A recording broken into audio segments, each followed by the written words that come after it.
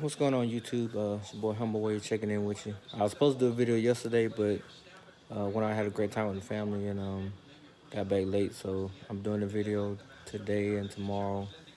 Uh, Part of this video, I'm talking about the Alabama game. The other part, it's about Tua, and then third part of the video is about the divisional round going on as we speak. So, as you guys already know, Alabama rolled 52 to 24. Um, Devontae Smith had 12 receptions, 215 yards, and 3 touchdowns. He did get hurt in the second half in the third quarter, then returned the rest of the game. Um, Matt Jones had 464 yards. He had 5 touchdowns. And Najee Harris carried the ball 22 times for 79 yards, 2 touchdowns. And they also had a receiving touchdown. Don't do that. So, for the most part, the second quarter was actually when Alabama pulled away. The first quarter was a 7-7 game. Then the second quarter they exchanged touchdowns, and then from there Alabama went on a 28-0 run to end the half to basically put the game out of reach. So kudos to Nick Saban, who is a 7-time national champion. It's a record that he surpassed the Bear, and he's now the GOAT coach of college football. It's not even up for debate. I was very pleased with how they performed, especially defensively. After giving up score for score, the defense basically shut them out. Second half didn't allow a touchdown. So great job by the defense and spectacular job by the offense as well. Curious to see how we come back next season. I did get word that we have now Bill O'Brien as our offensive coordinator, and we lost Steve Sarkisian and our special team head coach to the Texas Longhorns. Sarkisian is going to be the head coach, and the special teams coach is going to Texas as well to join Sarkisian. So, once again, the factor in is Alabama. We basically make them and push them out there, and they produce inside our facility and out. But outside of that, very pleased with how we did things, very pleased with how we performed. And we'll be taking on the Miami Hurricanes. I think it's August or maybe September of next year. It's the very first game in the Mercedes-Benz Dome, with a brand new one. So it's gonna be an interesting game. I do believe that what's his name, Bryce Young will actually get the start, and we'll see how he does with the team with his imprint at the helm of the offense. Okay, so I've been listening to the rumors and reading different comments and looking at different videos regarding Tua being possibly traded, or his teammates turn on him and stuff like that.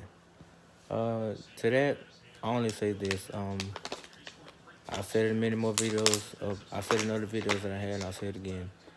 He has to have some type of weapon to throw to.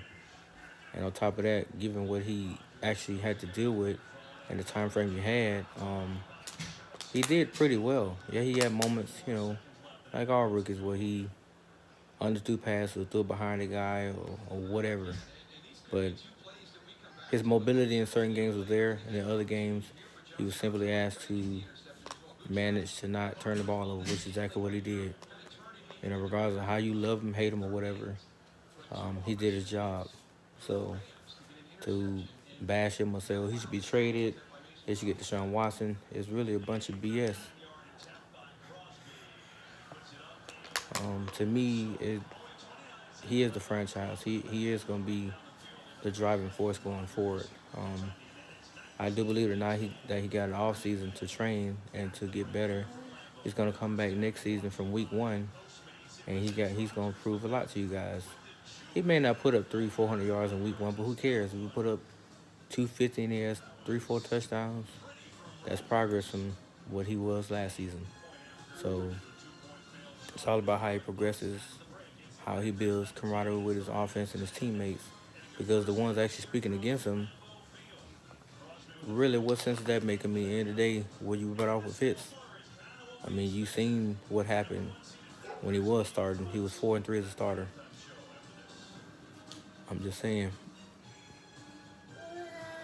So I don't give Tua total credit for all their wins, but he didn't turn the ball over. He didn't put him in bad spots. Although the offense stalled at times with him behind the helm, it is because he's still a rookie. Well, he was a rookie. He's no longer a rookie now because he's going to be going to the second year.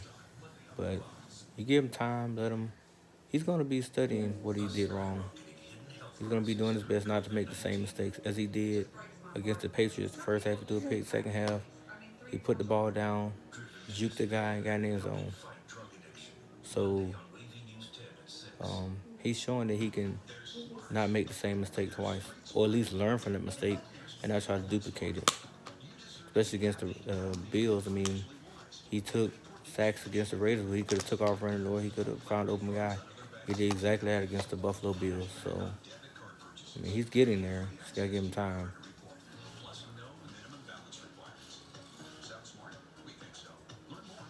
You see this?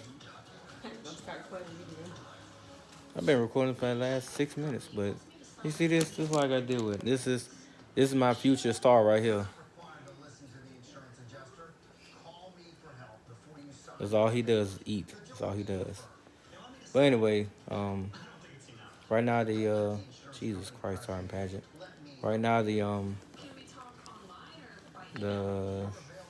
Packers are up 19-10 halftime, and the Bills and Ravens play tonight.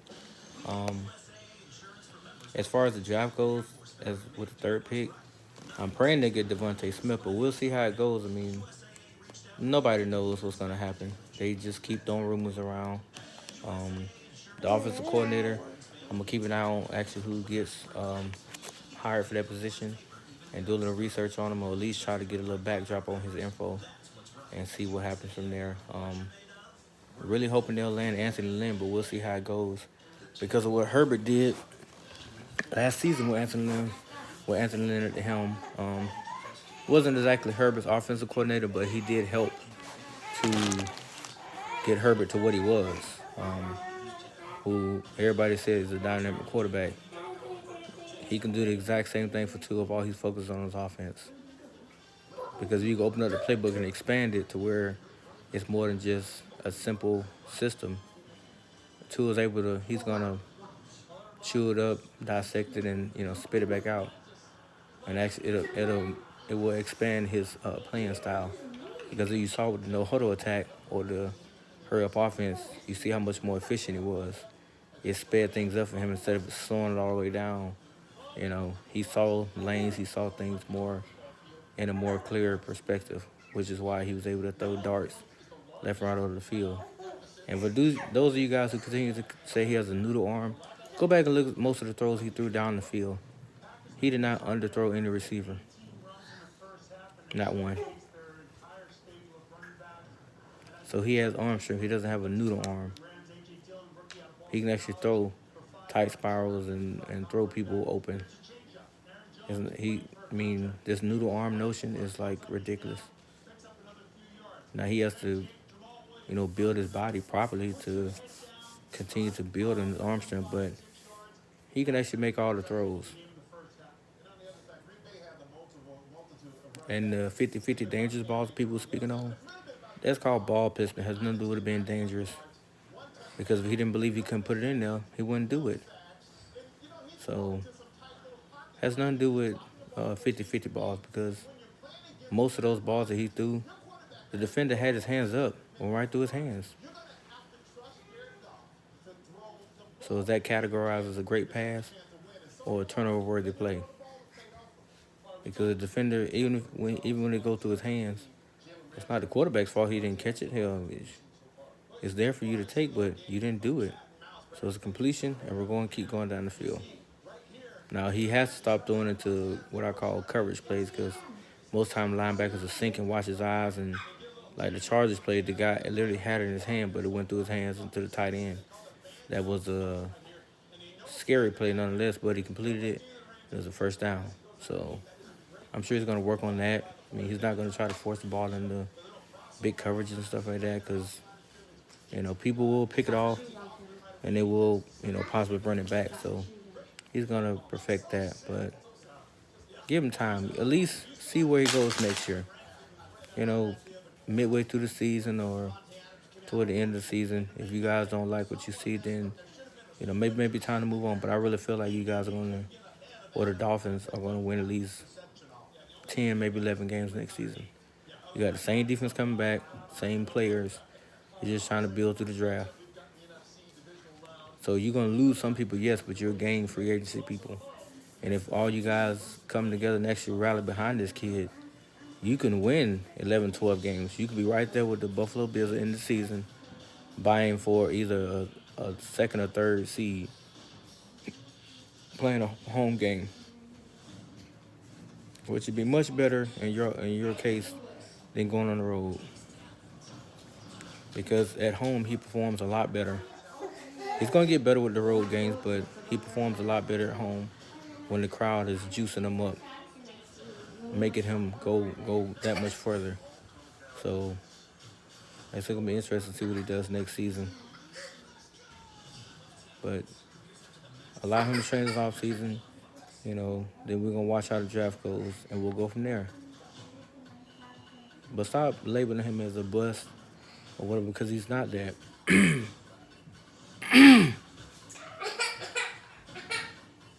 He's far from that, in fact. Very far from a bust.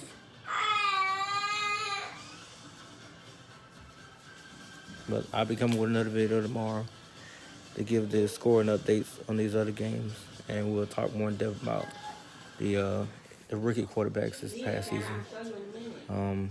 You guys take care. Peace.